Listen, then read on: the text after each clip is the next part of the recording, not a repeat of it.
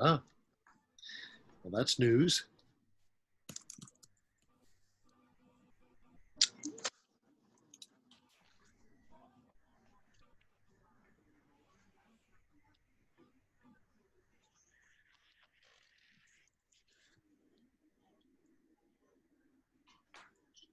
For those of you who are wondering what's going on, we are trying to get the host who has the Zoom account to enable screen sharing for me, which is kind of critical. Dennis, I have it so that it's recording. Let me,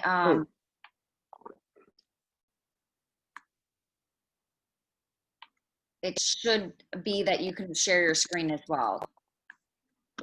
Yes, you can. Go ahead, Dennis. You got it. All right, I think we are off and running. Okay, thanks for your patience on that. South Loop Neighbors, I think most of you know our organization, been around for 22, 23 years now, I guess. And this is our,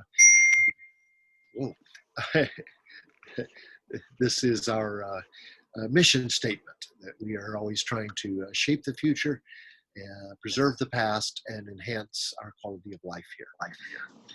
And so one of the things that we do, or the part of the POP stand that I take responsibility for, is following all the planning and development issues, which naturally in a rapidly growing neighborhood like ours are many each year.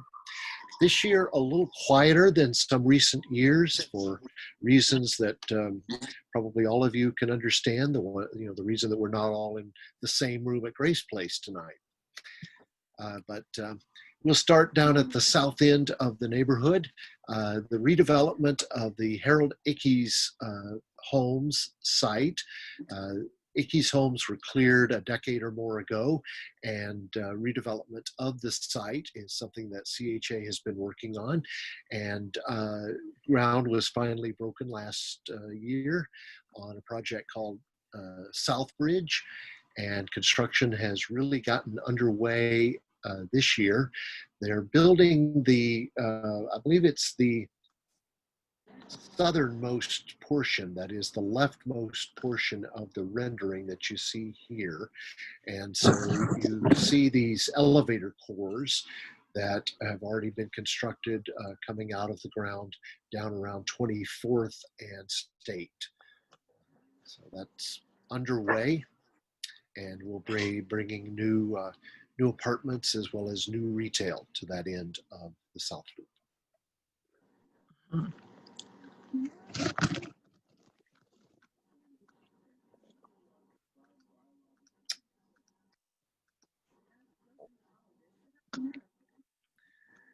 All right.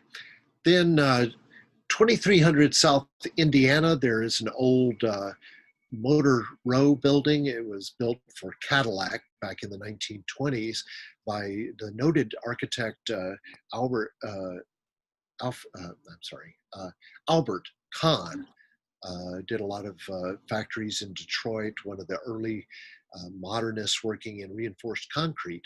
And so architecturally somewhat important, even though right now it appears rather undistinguished, is this building on the southwest corner of 23rd and Indiana, which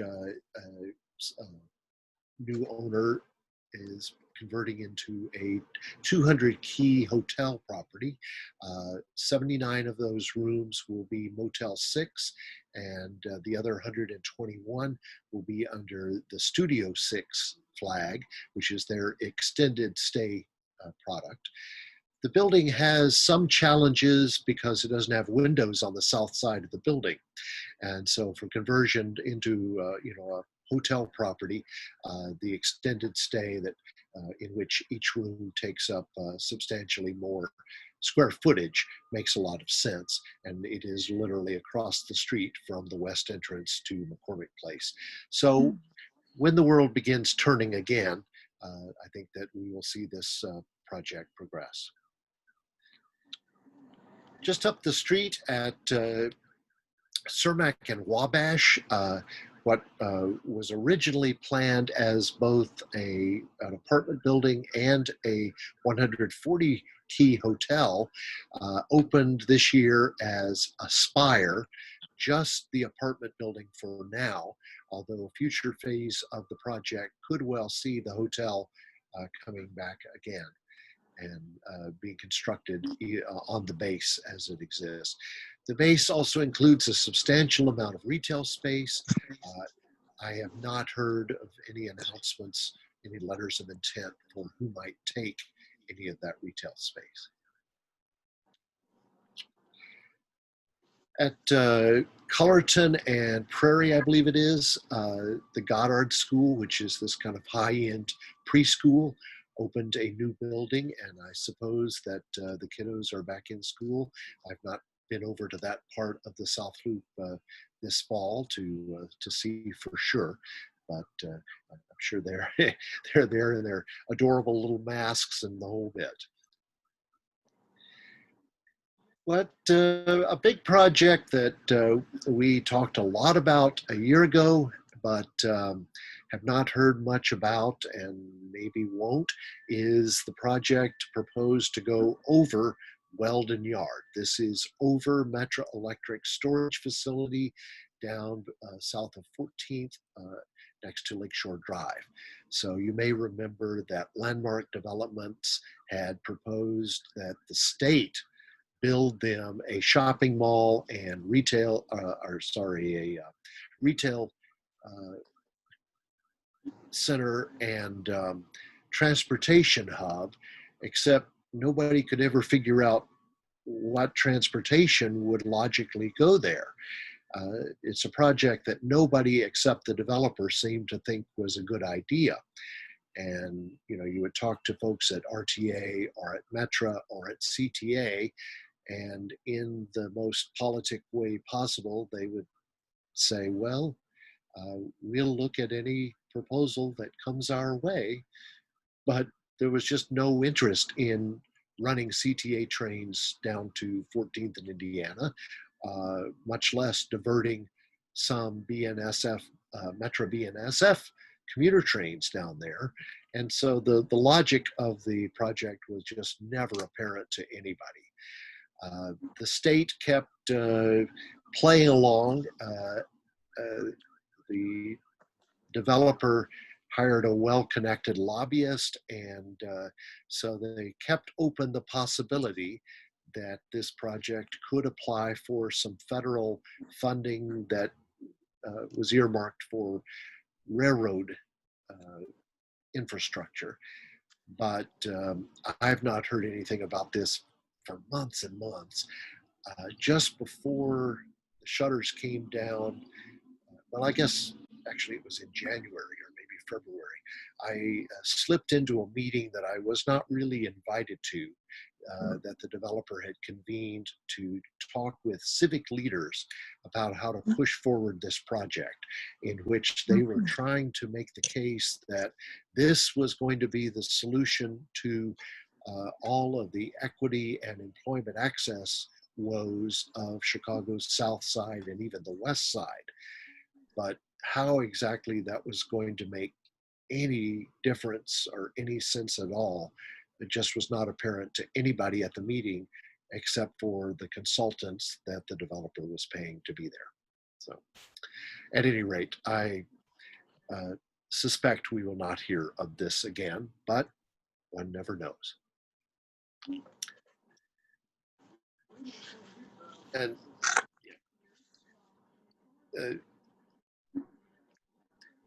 over at 18th and State, construction is relatively far along on this small project right up next to the L tracks there, the Orange Line tracks. And so this replaced a one-story retail building that had most recently been used as medical office. These, as I recall, I didn't look this up today, these will actually be condos, which is an unusual product at the moment. The last few years, very few new condo projects because that's not what lenders are lending on. It's not been where the market is, especially for millennials and young tech workers. that want to kind of keep their options open as they might get transferred to another city. I just threw in this slide as kind of a reminder that, sorry, I'm blanking on the name of the developer for a minute. CMK, Cullen Kinke's firm, actually purchased from the city a couple of years ago the old salt storage site on the west side of Clark, as well as the parking lot behind the police station. And so those are future development sites for CMK development. We will see, when those finally come into play. CMK has a lot of dirt, as they say. They have a lot of potential sites that they have tied up, committed to, and so now, as the market will allow, he can pick the fruit that looks to be ripe at any given time, whether that is the land just south of River City or further projects in the north end of the South Loop, or moving on to these that will be between the police station and the metro tracks there.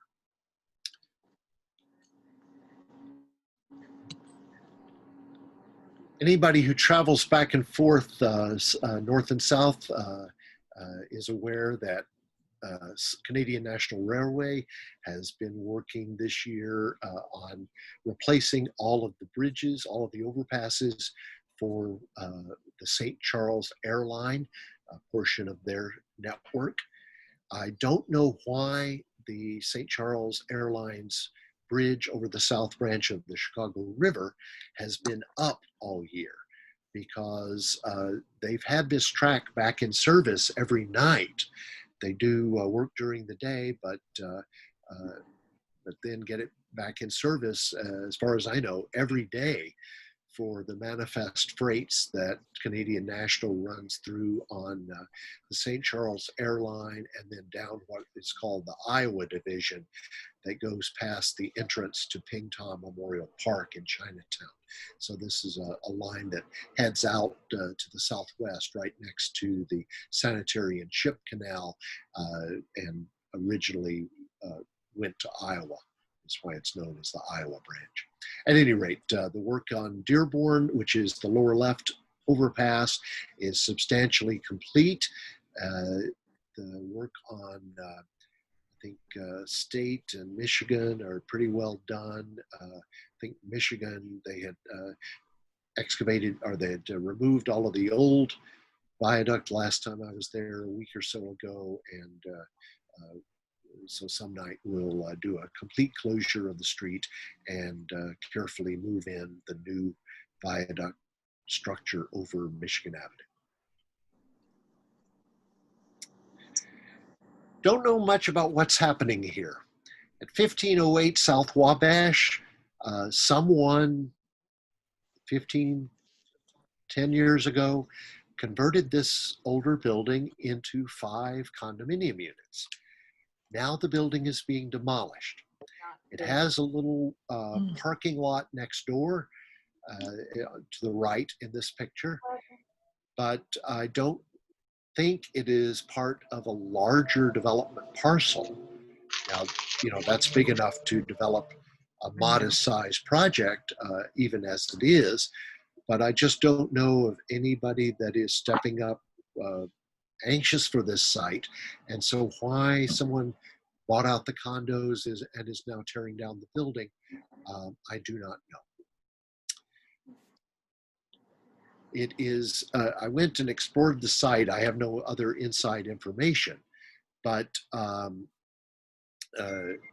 don't think that the drywall and metal stud company next door is part of this project. And I don't think that the development site to the south, right across from Warren Bar, is either. That is still up for sale. The one that would be the vacant lot at the northwest corner of 18th and Wabash. Do I have that right? Or is it 16th and Wabash? Anyway, so don't know what's going on here. Going back a slide, Margie asks, will the Dearborn overpass be open to bikes below? No. Unfortunately, this is something that I really wanted to have happen as part of this project. And I tried to persuade the condo board president at Dearborn Tower to work with us to make this happen. But he was just completely uninterested in any such possibility. And the problem is that the city vacated Dearborn beneath this underpass, and also on the west side of Dearborn Tower some years ago.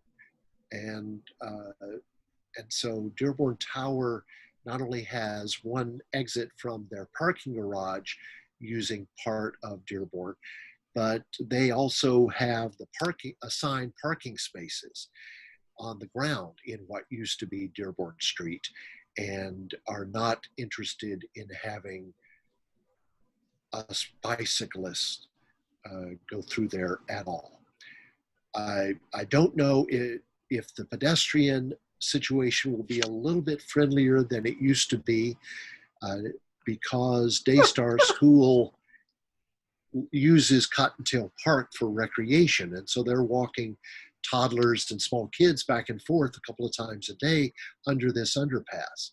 So I think there will be some modest improvement, but we will not get any sort of bicycle passageway as I had hoped for.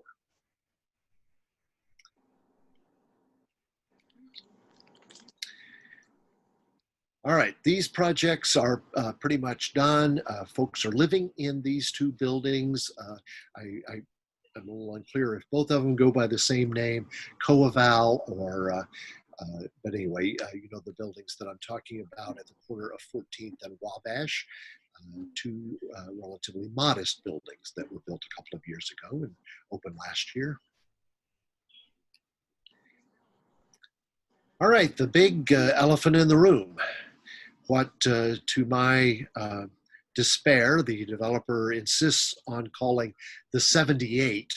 And you can, if you walk across Roosevelt Road overpass, you can see that they are nearly finished with the paving and infrastructure work for the new Wells-Whitworth connector, which I hope will have a nicer name when it does finally open, all the way from Roosevelt down to the railroad tracks is looks like it could open for traffic in, you know, the end of this month even. I was looking today, it looks like the slab is poured and continuous and only pavement markings and some details remain. I doubt that it will actually open to traffic, certainly this year, but probably early next spring, at least construction traffic will be going south on Wells to start construction of Discovery Partners Institute. So this is the new master plan or site plan, Roosevelt Road at the left, the railroad tracks at the right, the river at the bottom. And let me see if you can see my cursor here.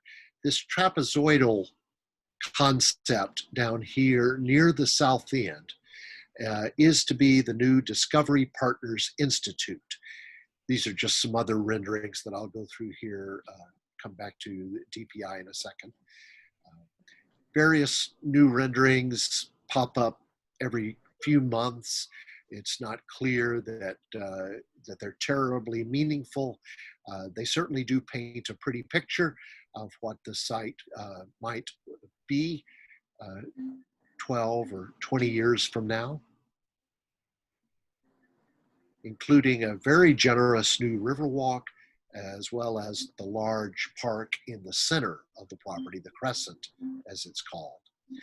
Here's a more recent bird's eye view in which you see the initials DPI on a building. Now, again, this is just a conceptual rendering because the Capital Development Board only in late spring actually chose consultants to begin the process of choosing an architect, much less construction of this project for the University of Illinois Urbana-Champaign. It's one of the curiosities of Illinois government that the various campuses of the University of Illinois seem to run as independent principalities. And so that instead of this being connected to the University of Illinois at Chicago, a half-mile away, it will be an outpost for UIUC instead. But that's my understanding of the project. Here's another rendering with some things labeled. Again, just conceptual renderings as the folks at Related Midwest are out trying to land commercial tenants because they see employment as a big anchor to the project that they want to develop. They don't want it to just get parceled out into residential projects entirely. And so the DPI is a part of that.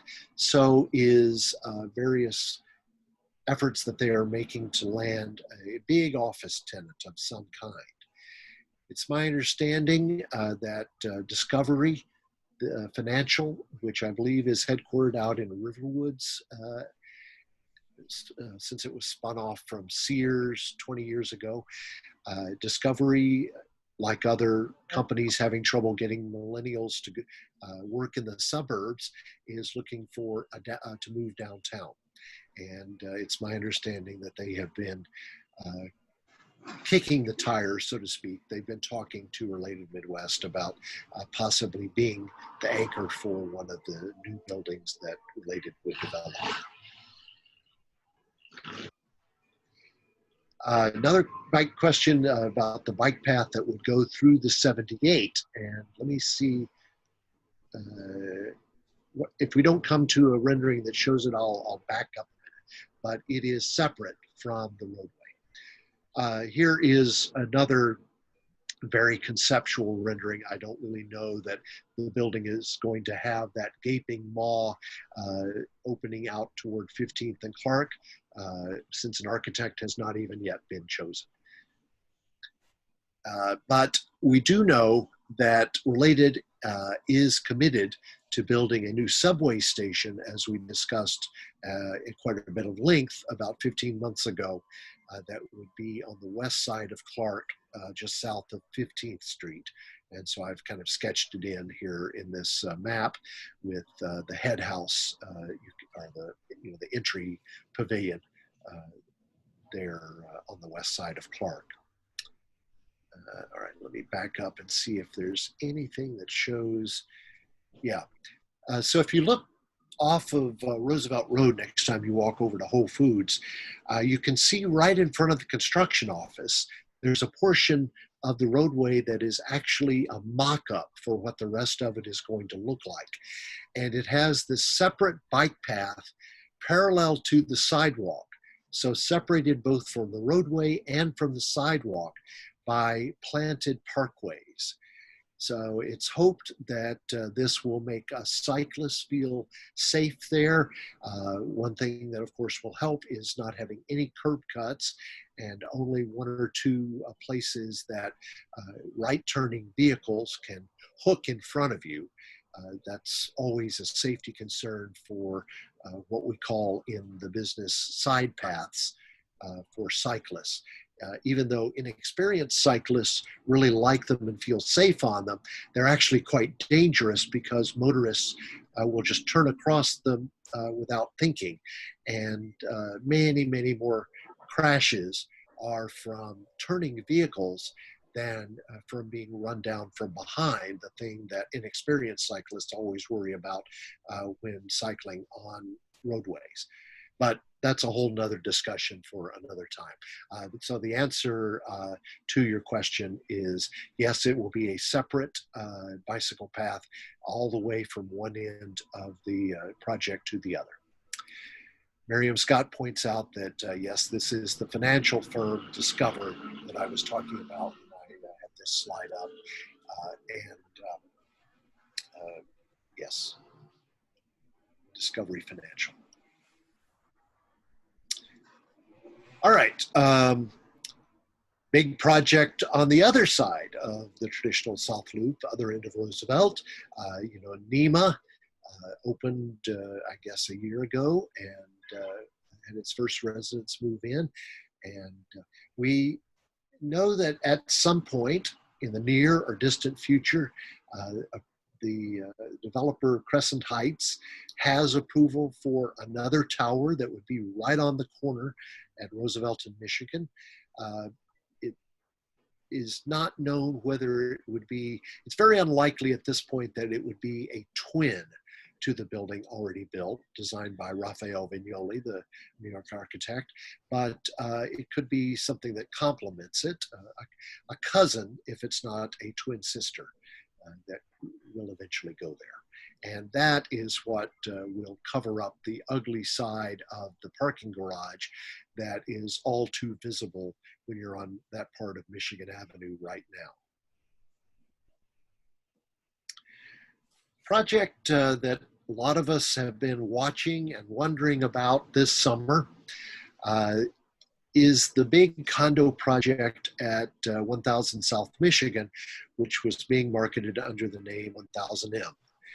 And this actually started construction last fall and then sputtered to a halt in the spring as quarantines went into place.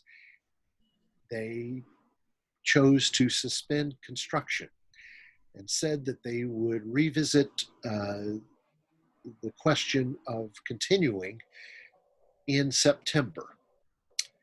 Instead, what happened last month was that they did some site work that allowed them to return the sidewalk to the city. So the fact that they are no longer renting the sidewalk from the city makes me think that this project will not be going ahead. This was a condo project at a very high dollar value per square foot, and I was always a little dubious that it was going to sell the number of units to, really who buys these units at that level. Are mainland Chinese looking to park their money in US or Canadian real estate. And New York and LA and even Miami are probably better bets for parking money in $800 a square foot condos than South Michigan Avenue is right now. So I don't think that they ever had the amount of pre-sales that they were claiming to have had in some quarters. And if I had to bet one way or another, it would be that we will not see this project built, which is just as well from my point of view. I did not think that it was one that should have been permitted as part of the Michigan Avenue Street Wall Historic District. But the fact that this project is not going ahead does not mean that that approval will be withdrawn. Now it would automatically sunset in a couple of years just because PDs now have, I believe it's a 5-year sunset if the construction is not substantially underway. But actually knocking this back down to a lower bulk, a lower height limit would be a question for Alderman King's office because landmarks seem to be fine with it, at least under Mayor Emanuel. New sheriff in town, new commissioner of planning and development, but his focus seems to be very much on equity, on redistributing, I won't say redistributing wealth, but seeing that development occurs in the south and west side neighborhoods that have not seen development in the last few decades. And the golden goose is, of course, downtown. So is he going to want to restrict development that is providing money for the Neighborhood Opportunity Fund that allows development of new retail on the west and south sides? Doubtful, in my opinion. All right, over on the river, South Bank, which is the new name for what was originally part of Riverline, so the area to the north of River City, looks no different than it did a year ago. The Cooper is the only building that is completed, and a building E was supposedly in approvals with city building department, but I don't know if those have been received and if now they're waiting for financial approval. The Cooper is occupied and has been for more than a year now. And about a year ago, on the 23rd, I believe, of September 2019, they had the grand opening of the Riverwalk. And of course, many of us have enjoyed this spring and summer as a place a destination to walk to in the South Loop to enjoy the sun. Unfortunately, not as many boats on the river as in a normal summer to watch going up and down, but lots of dog walkers and people watching, and even toddlers on the new Riverwalk over at South Bank.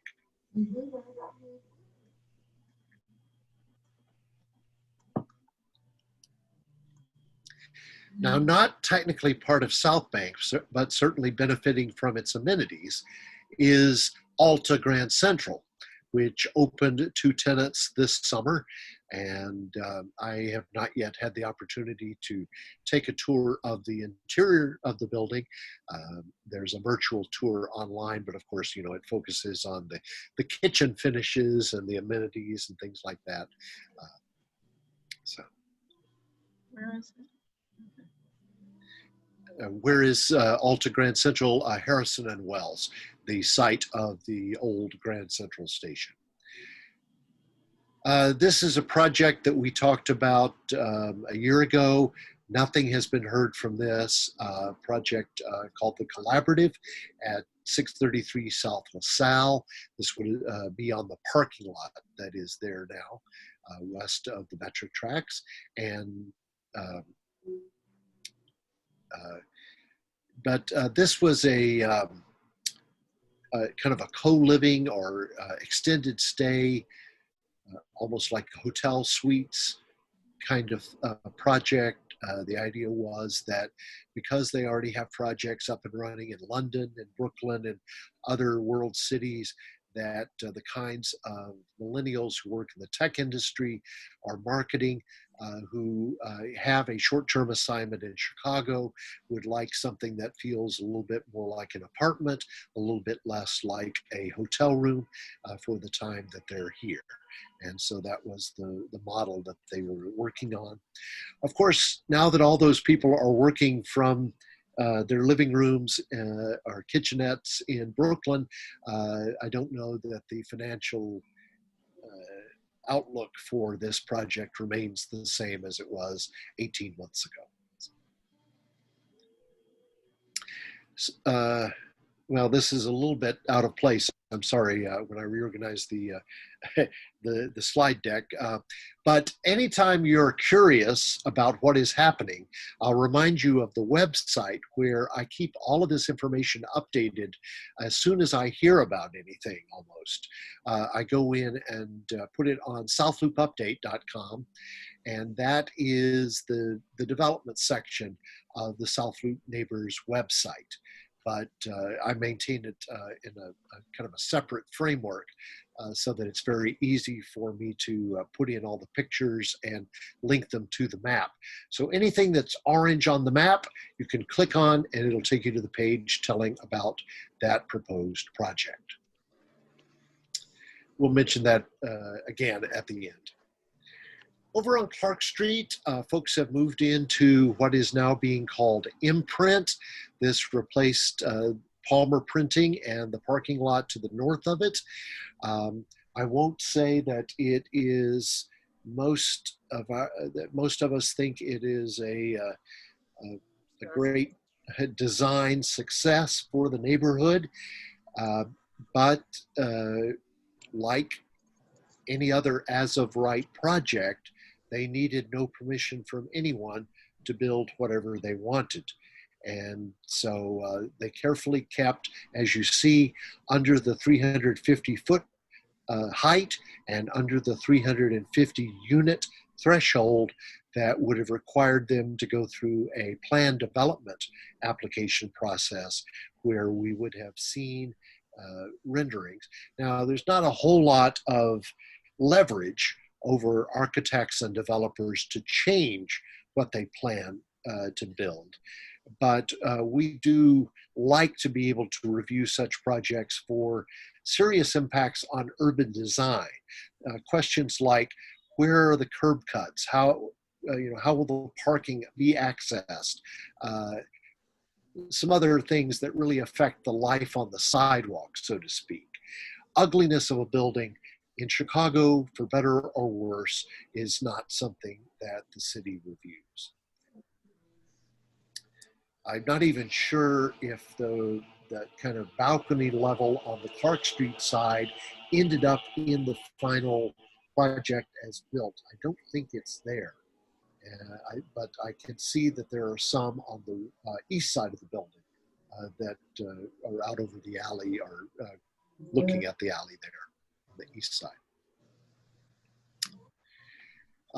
If you've been on that block of Clark in the last week, you notice that the Church of Scientology has unveiled their logo as well as their sign there just above the first floor. And so it looks like they are ready to open for business, I will say with a chuckle. And I think they were doing some filming last week, getting in preparation for this building opening.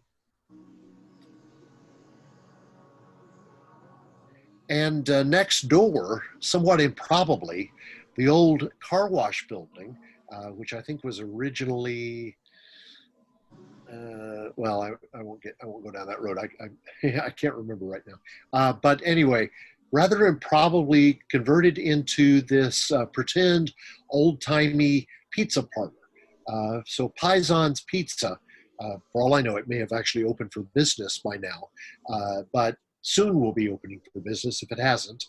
I'm not sure whether the 1970 GTO in primer gray is required to be parked out front before that business can open or not.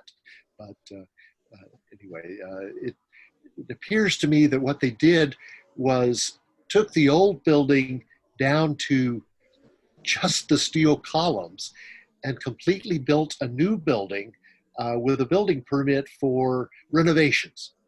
Well, it certainly was renovated. At any rate, at some point soon, you'll be able to judge the interior for yourself. The parking garage at southwest corner of Harrison and Clark is up for sale. And the broker that was marketing it hired an architect to just kind of do a concept of what the zoning would permit on that site. This is not in any way an actual proposal for that site. In fact, anyone who knows much about how Chicago apartment buildings are designed can see that it's pretty impractical in a number of ways for construction, leasing, and so forth. But a a new building of certainly up to 25 or 30 stories could easily go on the site of the old parking garage there at Harrison and Clark. Now, I have been involved with a committee that the city convened to advise on or to choose a developer team for a small city-owned parcel west of Pritzker Park. So this is not Pritzker Park itself being sold off, but it is the parking garage and the kind of vacant land just to the south. So think of it as the corner of Plymouth and Van Buren, the northeast corner of Plymouth and Van Buren, behind Pritzker Park. Now, to market this site, the city went with a, we'll call it an online magazine, and they're making a really big deal out of all kinds of sustainability and affordability questions, as well as requiring the developer team to substantially improve Pritzker Park.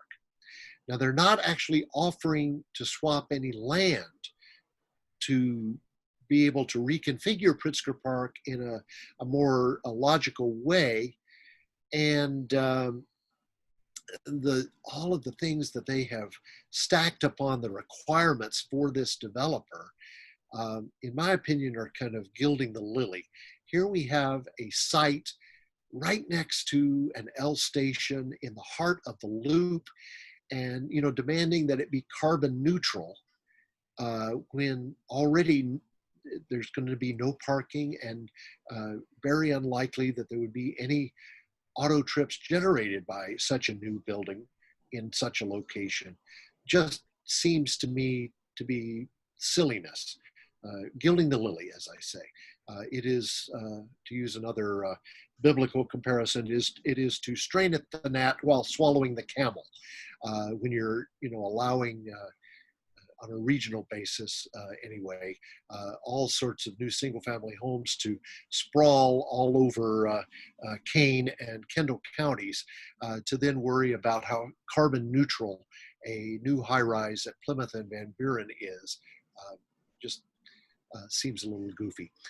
But at any rate, there were, I believe, 15 teams that submitted, and now 5 will be chosen to advance to the next round.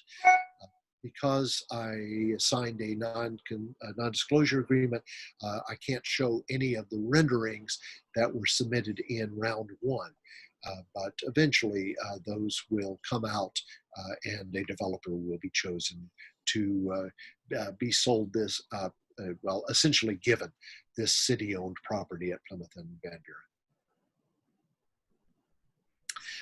Another project was talked about. I really don't know, especially at this point, if it is still a live prospect for the parking lot at Van Buren and Wabash, southwest corner of Van Buren and Wabash. So there were some renderings that floated around. I don't know if these are projects that a developer is particularly committed to, certainly has the financing for. The downtown apartment market has softened quite a bit during the COVID-19 crisis. Some of you may have seen a Cranes story this week that a downtown apartment occupancy usually hovers between 94 and 95%. It is down to around 90% at the moment. So it seems to me that likely that financial institutions are going to be skittish for the next year in financing new apartment buildings downtown. And of course, nobody is very interested in financing new condo buildings. So I don't expect us to have a lot of new starts in the next year, but life will return to normal at some point, and we'll be talking about new buildings again. You also may have heard, I think 2 weeks ago, the city announced that it will be preparing a new comprehensive plan Chicago has not had a comprehensive plan since 1966. We have had some downtown plans.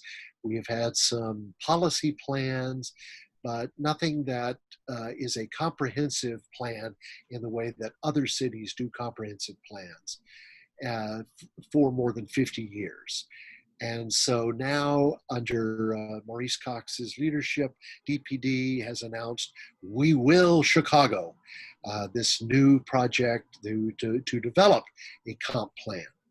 However, this is not likely to focus very much on downtown, except as a stream to be diverted of money, a stream of money to be diverted into investing in the west and south side neighborhoods. And so you see this kind of odd Venn diagram that doesn't actually seem to have anything at the intersection of any of the circles. But anyway, the three principles that are being recognized above all others in this new comp plan will apparently be equity, diversity, and resiliency, whatever that means. And so the vision statement, you see, talks about all sorts of things that have gained new relevance in the social movements of this spring and summer, but are not terribly focused on what kinds of buildings will be allowed in the South Loop or downtown. So there was a survey that was open for a very short time that I believe Metropolitan Planning Council was distributing on behalf of DPD. And so I responded, but it closed the next day. So I did not circulate word around to other folks to respond to the survey. You could tell from the questions that what this plan is going to be very focused on what DPD is very focused on right now, and that is investing in the disinvested neighborhoods.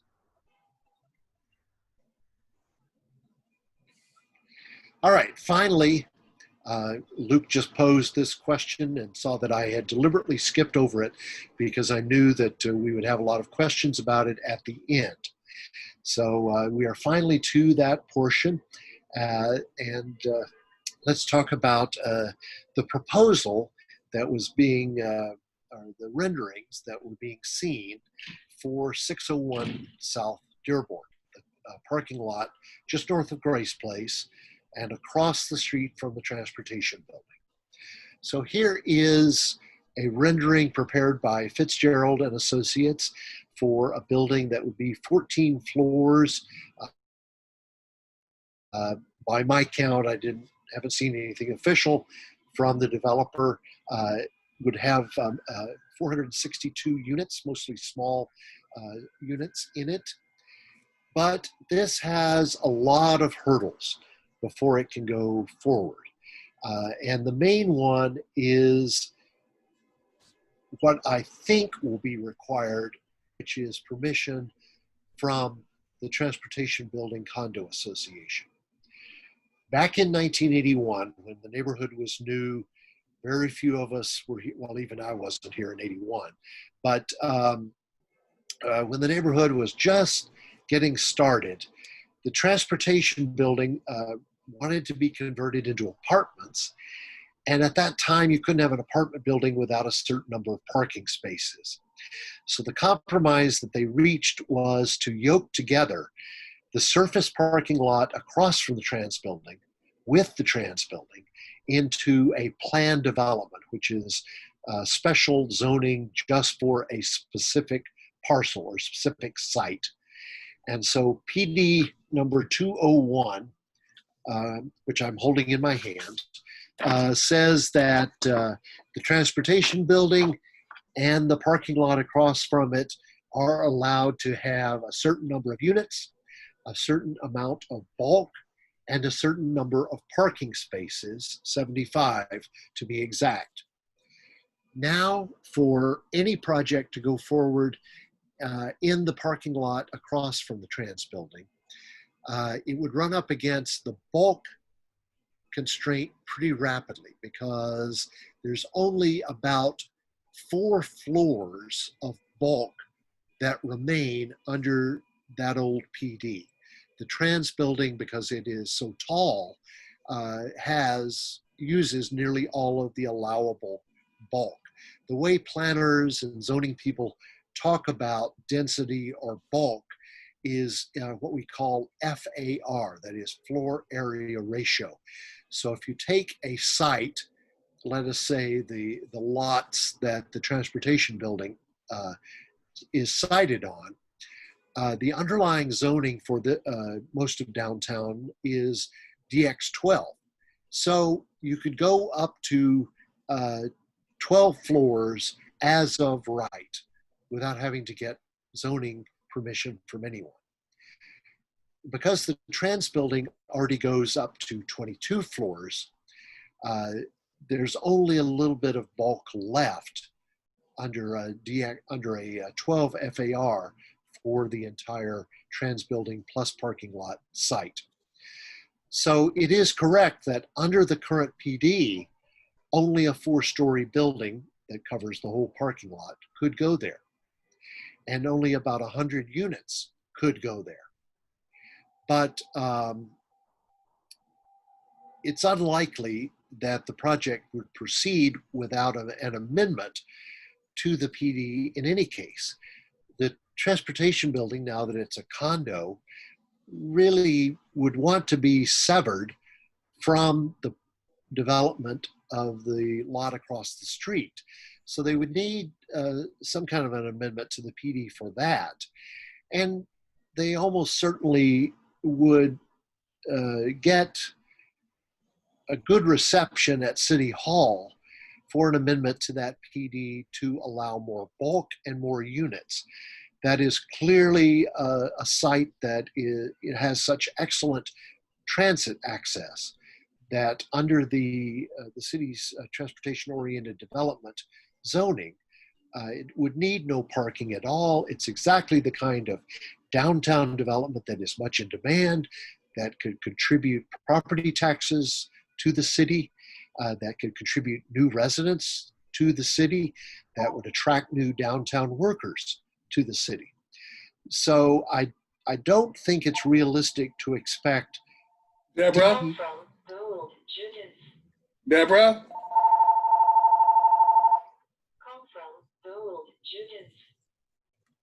I'll wait while whoever's phone is ringing mutes himself. Hi, Judy.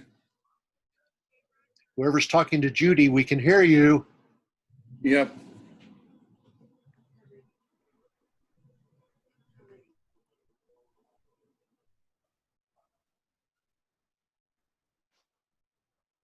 All right. He finally muted, and so he'll go on. As I say, I don't think DPD is going to frown on the idea of a new building, certainly 10 or 12 stories tall, 14 even, going on that site. But remember that it is part of the landmark district. And so landmarks commission will have to approve the building to ensure that it fits with the Printing House Row Historic District. Re-entrant corners with balconies, not typical of the district. It's unlikely that staff would approve those, in my opinion. All buildings in the district are actual laid up brick, hand laid brick. It's likely, in my opinion, that brick, even if it isn't hand laid, would be required for any new building on this site. But there are some other aspects of this particular design that landmark staff have just told me privately that they have questions about. At any rate, I have not heard of any further movement on this project. If any of you live in the transportation building, perhaps you have special insight with the board, with management, with the attorneys that the board has asked to represent it in this matter. I will just leave the matter there for now. I I think it is unrealistic to expect that a building of this size would never be built on that parking lot. I doubt that a building of this exact design will be approved by the Landmarks Commission. And that's all I really know about the project for now. But if anyone wants to unmute and ask questions, I'm happy to go into more detail at this point on what I might know. Dennis, I have a question for you. Okay. You know, one of the stated positions of opposition on this building, as well as other buildings similar when they're being proposed, is the proposed or the perceived negative impact on the value of existing buildings. Do you have any thoughts on that? Well, I've lived in the South Loop for almost 40 years and have not seen property values go down as the new buildings went up all around us. So I'm not really, I never have really understood that simplistic view of supply and demand. You know, when something becomes a restaurant road, the prices in the first couple of restaurants to open don't go down. It just becomes a more popular place for people to go. And I think the same has proven true of the South Loop, that as more and more new buildings have filled in the parking lots and the dead spaces of our neighborhood, new retail is opened, and it's become a more popular neighborhood for young people to move to. And I think we have all seen that if we've been here, more than 5 years.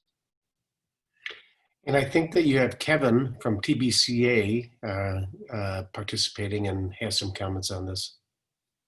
So, Kevin, do you want to chime in via audio?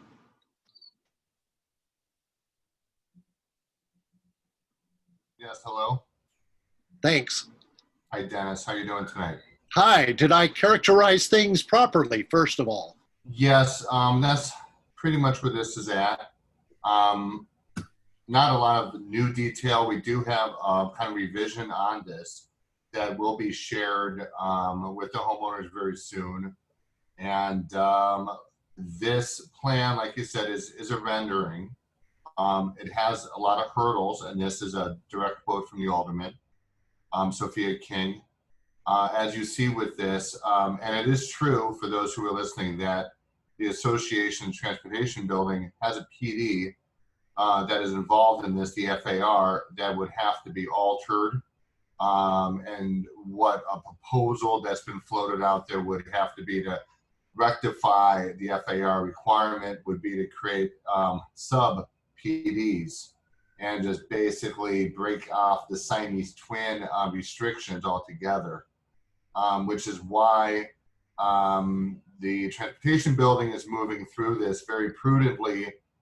We do have an attorney, and we are working in cooperation with the group at 621 Dearborn in the sense that we do want to maintain as much control as we can at this stage of the game. Now, everybody needs to be aware that the unit, the property has not been sold yet. The Alderman has not initiated any kind of action. I believe, if anything, they maybe reached out on their end of planning, but we've also reached out to the city on our end. We have an attorney, and we're going through this, I think, the right way. All right, thanks very much. Any other questions on this project, or we can move along to other questions? This is Marcy Smigel. Can I talk? Sure. Okay, well, it's interesting because you do have very much a particular point of view about development. And so everything is characterized through that, which is interesting. And I appreciate you putting it out there. I just want to say, if a lot of funds right now get diverted into neighborhoods that really need it, it gives us the opportunity to get political strength and say, no, you just can't put anything up like that building on Clark Street, which completely dwarfs the neighborhood. You know, they made it like a mirror, but it completely is so out of place. And if something beautiful were built on that parking lot, it would be better than that parking lot. So our challenge, I think, as a neighborhood, is to say, you know, yes, you can develop here, and the transportation building has power here, saying it's got to be something we want to look at. That's the most important. And also, they can't make the street behind them something. You know, they should be looking at loading docks. Those people on Plymouth, you know, because they had a parking lot view. So it should be nice on both sides because it faces streets on both sides. And we can say, It's really hard to hear you. oh, I'm sorry. Okay, so the reason you can't hear me is because I'm outdoors on the street, and the Mexican Independence Day parade thing is crazy. So I'm happy to talk about this another time because it is too noisy here. But thank you. All right. Turn off. All right. So I will say, remind everyone that landmarks, I still trust landmarks to protect us on Printing House Row from anything that is vastly out of character with the neighborhood. But the flip side of that is, I think it's useful for us to remember that the character of Printing House Row is tall buildings on narrow lots. And so folks saying, well, anything that would block my view from the tall, narrow building that I moved into is automatically out of character with the neighborhood. If I may, you mind if I say something real quick here? Please. Okay, so a couple things that people need to be aware of. So everybody wants continuity, of course. However, the historical or landmarks really, they do not want everything to look homogeneous if it's not from the same era. They want the stuff from 1920, 1911, 1880 to look that way and then be distinguished as something original. So people have to remember, if something new goes in like this, it's not going to 100% look like something from the bygone era. They will extend certain allowances because we do have new ways of new facades, new materials, new everything else. So I think that if anybody has a notion that what they're going to put up is going to replicate something that maybe was constructed in 1920 or 30 or 40 or earlier, is not going to happen. And also, sightlines, very important. Nobody has a right to a sightline in Chicago. You may think you do, and you want to have that corridor to Lake Michigan. Everybody does, right? On your sightlines, if you're facing east. If something goes up across from you, you can talk to a lawyer about this. You don't have a right to sight. So those are things that we think about, and so everybody here understands, like from our point of view as well, while we're dealing with this, is that we're taking everything into account. We've enumerated many concerns that a lot of people may have, and things that people may not even have thought about, like shade. Now we're going to have shade. We're going to have more noise. It's going to be 18 months of construction. There's going to be vibration.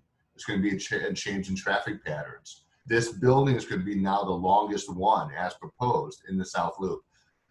It goes on, and these are things that we are, is our challenge to go through with the 601 development group and kind of find out what's going on. No underground parking. They ran a phase 1 or 2, which is an environmental study on the ground.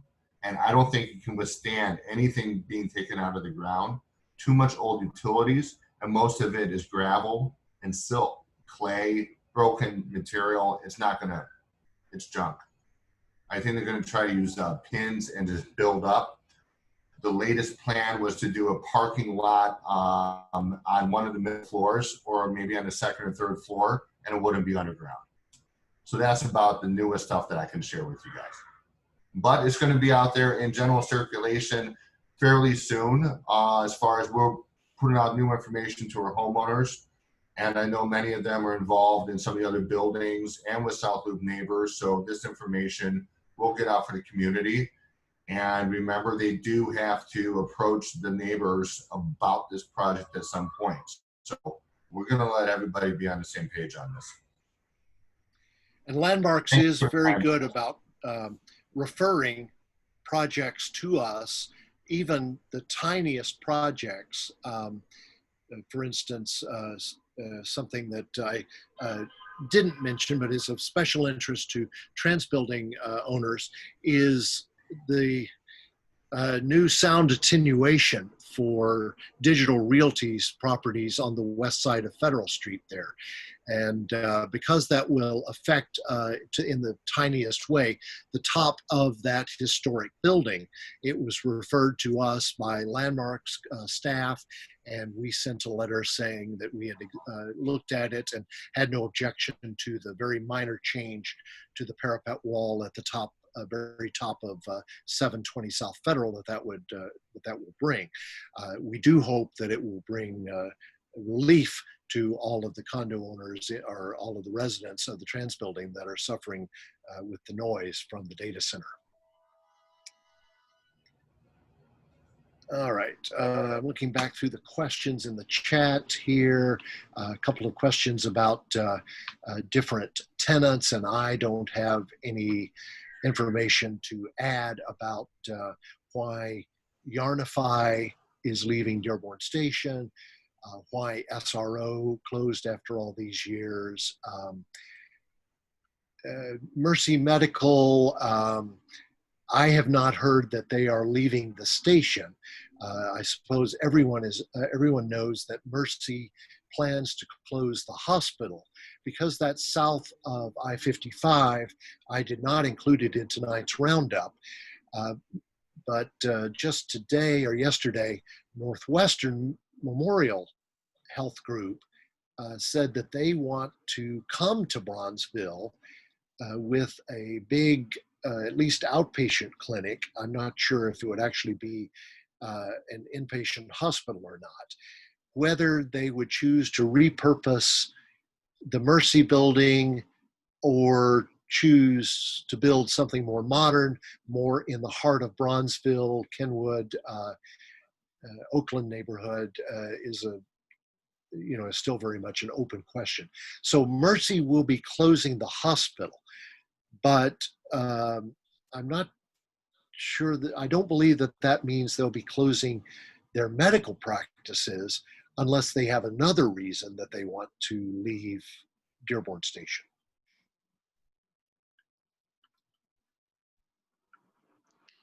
Hey, Dennis, Yes, can we go back to the One Central Station project about Weldon Yards? sure. That project is alive and kicking. They're just doing stuff behind the scenes. The South Loop Concern Coalition, which as you know, is a coalition of board members of South Loop high rises. Right. They sent out a recent email that said that one of the major contractors leaked in a recent call that is working with One Central's massive base platform for this transit hub.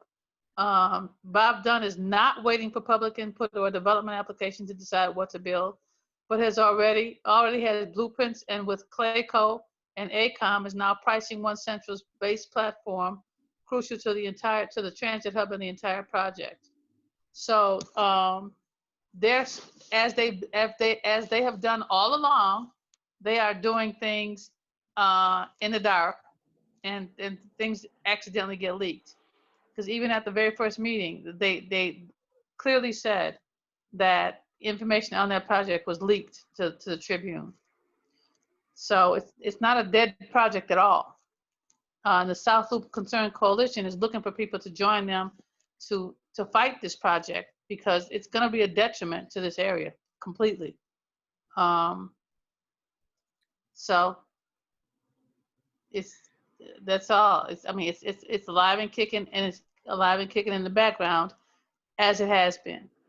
I think the South Loop Concern Coalition has its own Facebook page, and I know they're looking for people to join them, but I don't know, who. I can forward you the email that I got if you'd like. That'd be great. What's your email? Dennis at southloopneighbors.org. Okay.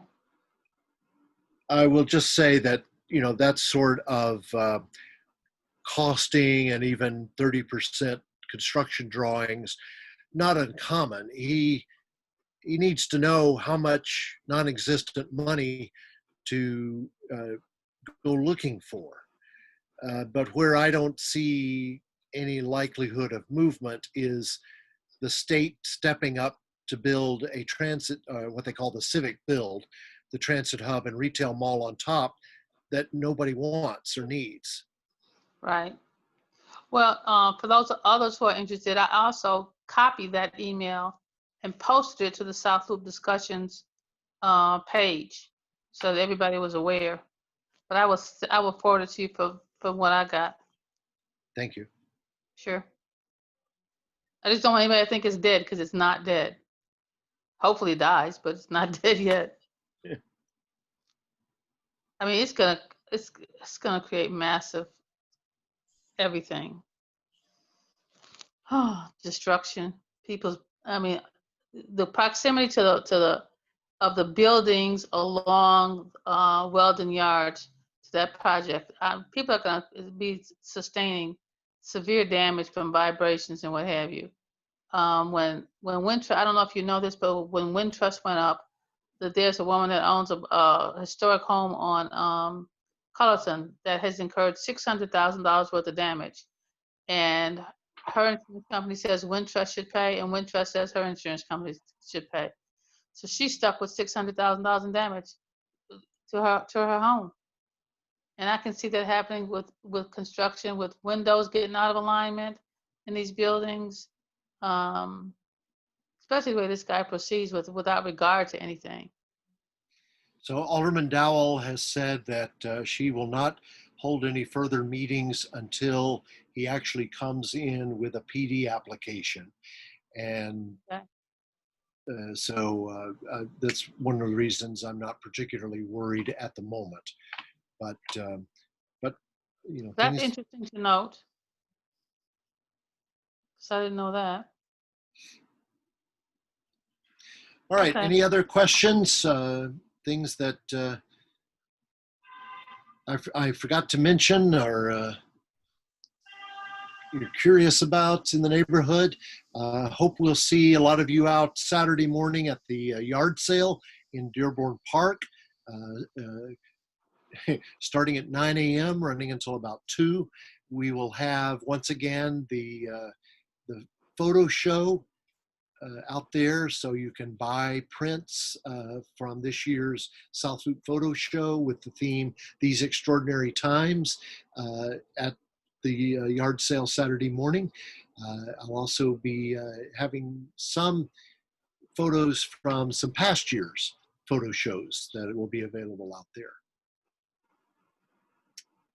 Michelle Zimmett asks, why is yard sale scheduled for Rosh Hashanah?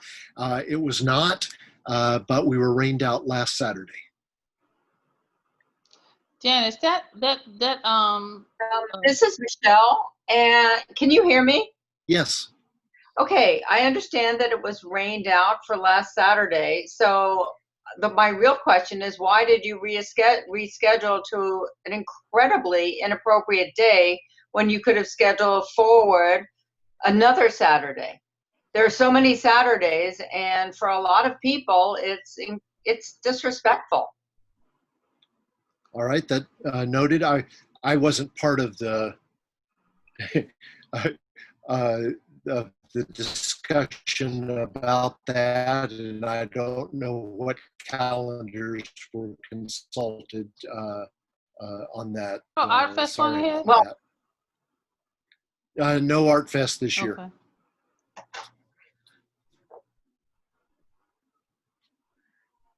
The map that you mentioned about interactive developments, the site that you mentioned, is that a separate site from South Loop Neighbors?